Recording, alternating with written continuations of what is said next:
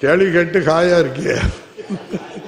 மாண்புமிகு பேரவைத் தலைவர் அவர்களே, ஈரோடு மாவட்டத்தையும் நாமக்கல் மாவட்டத்தையும் இணைக்கின்ற எல்லையில் காவிரி கரையில் LC5 என்ற ரயில்வே கேட் உள்ளது. ஈரோட்டுக்கும் சாவடிப்பாளையத்துக்கும் இடையில் உள்ள ரயில்வே கேட் ஆகும். ஈரோடு சுற்றுவட்ட பாதையும் இதுதான்.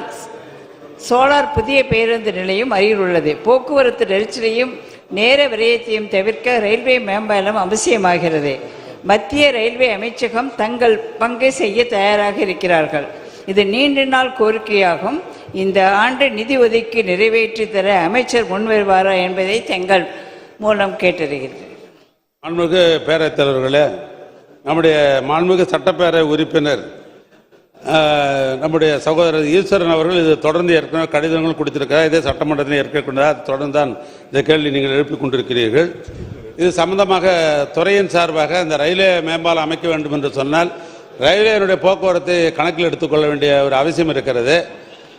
சென்ற மாதம் நான் நாமக்கலுக்கு ஒரு நிகழ்ச்சியின் அரசு நிகழ்ச்சியின் போன பொழுது ஒரு கேட்டுக்கொண்டுக்கினாங்க. ஒன்றிய அரசாங்கத்துடைய ரயில்வே துறைக்கு நாங்கள் கடிதம் எழுதியிருக்கிறோம். அந்த போக்குவரத்து செறிவு அதனுடைய அளவு எங்களுக்கு கடிதம் மூலமாக பெற்றவுடனேயே அதுக்கு திட்ட மதிப்பீடு தயார் செய்யப்பட்டு பணம் ஒதுக்கப்பட்டு முதலமைச்சருடைய கவனத்துக்கு கொண்டு இந்த ஆண்டு இதற்கு முன்னெடுப்பு பணிகள் எடுத்துக்கொள்ளப்படும்.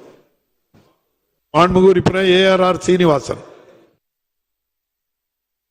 மாண்புமிகு பேரவைத் தலைவர் அவர்களே, விருதுநகரிலிருந்து எரிச்சநத்தம் ஆகாபுரி வழியாக செல்லக்கூடிய இருவழி சாலையை 4 வழி சாலையாக நிலையுறுத்தும் திட்டம் அரசின் பரிசீலனையில் உள்ளதா? அப்படி இருக்கிறது என்று சொன்னால் இந்த ஆண்டு அதை நிறைவேற்றி கொடுப்பார்கள் என்ற மாண்புமிகு அமைச்சர் வாயிலாக கேட்டுக்கொள்கிறேன். மாண்புமிகு அமைச்சர் அவர்கள். மாண்புமிகு பேரவைத் தலைவர்களே, இருவழிச்சாலையை 4 வழிச்சாலை ஆக்க வேண்டும் என்று சொன்னால் அதனுடைய போக்குவரத்து செறிவை அளவு எடுத்துக்கொண்டு தான் 4 வழிச்சாலை ஆக்க முடியும். 17,500 PC இருக்குமே ஆனால் நான் 4 வழி சாலை ஆக்க முடியும். எனவே சட்டமன்ற உறுப்பினர் சீனிவாசன் அவர்கள் கேட்ட கேள்வியே அதை நான் அவருடைய கடிதமாக எடுத்துக்கொண்டு துறைக்கு அனுப்பி அப்படி சாத்தியக்கூறு இருக்குமே ஆனால் இந்த ஆண்டே அந்த பணியை எடுத்துக்கொள்ளப்படும். மாண்புமிகு உறுப்பினர் பழனியாண்டி.